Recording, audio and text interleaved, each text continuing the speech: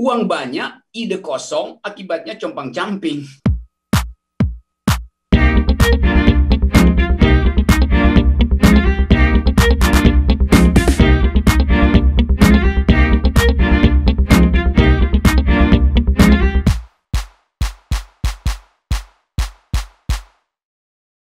Saya nyimak dari awal tadi Pak Darmaning Tias dan Pak Satriawan Salim itu. Saya coba lihat segi yang lain gitu ya, bahwa kekacauan ini terjadi karena ambisi terlalu banyak yang hendak dimasukkan pada anak didik itu. Jadi sama seperti kalau Anda belajar tentang pitbull, anjing pitbull itu yang galak sekali itu anjing pitbull yang hasil silang cross fertilasi itu, bulldog dan beberapa anjing lain, sehingga di otaknya itu penuh dengan keutamaan itu, keberanian, kesetiaan, rahangnya kuat sekali itu. Jadi dia bingung sendiri anjing itu, sehingga dia suka ngibas-ngibas ekornya, sehingga ekornya kadang-kadang luka kan. Jadi kalau Anda lihat ada anjing yang dipotong ekornya, itu karena anjingnya terlalu aktif sebetulnya, dan itu dipotong ekornya supaya dia nggak putar-putar ekornya, kena meja, dinding, luka itu. Nah begitu juga ambisi pendidikan kita itu, mau memasukkan semua hal. Akibatnya kacau di kepala itu. Nah kekacauan pertama ada pada menteri. Karena ini menteri yang diguyur dengan berapa? 400 triliun APBN. Artinya dia mesti produksi sesuatu. Maka setiap hari dia cari ide itu. Lalu birokratnya juga kasih ide, macam-macam ide. Kayak anjing pitbull mau diisi dengan berbagai macam varian ke dalam otaknya itu. Jadi dia nggak mampu kapasitas itu. Anda bayangkan uang sebanyak itu harus menghasilkan sesuatu.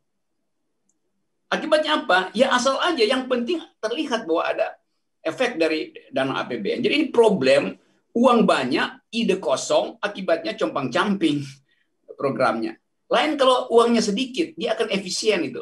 Ini dia pikir, ya udah uangnya segitu banyak, saya bikin apa aja tuh bisa direvisi, diputar-putar tuh. Akibatnya setiap kebijakan itu berujung pada minta maaf itu. Maaf saya salah, saya revisi segala macam.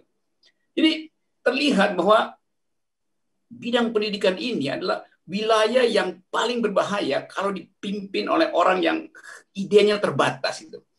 Saya kira betul bahwa ada yang benar-benar melekat di dalam pikiran menteri, yaitu keinginan untuk mengaktifkan yang disebut sebagai belajar bebas atau bebas belajar itu.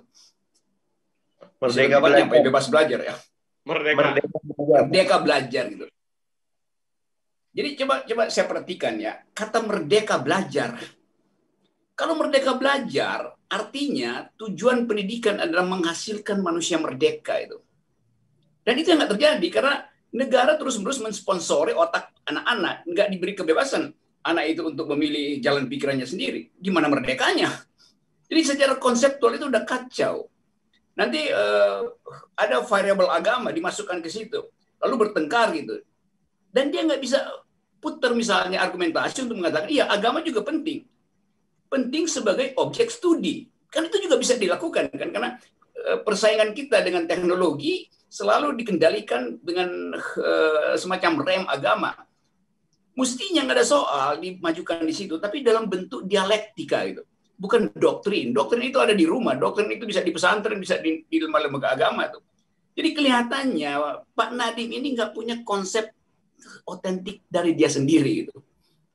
Karena apa? Karena tadi berbagai macam ambisi dimasukkan ke dalam otak menteri itu, dan akhirnya dia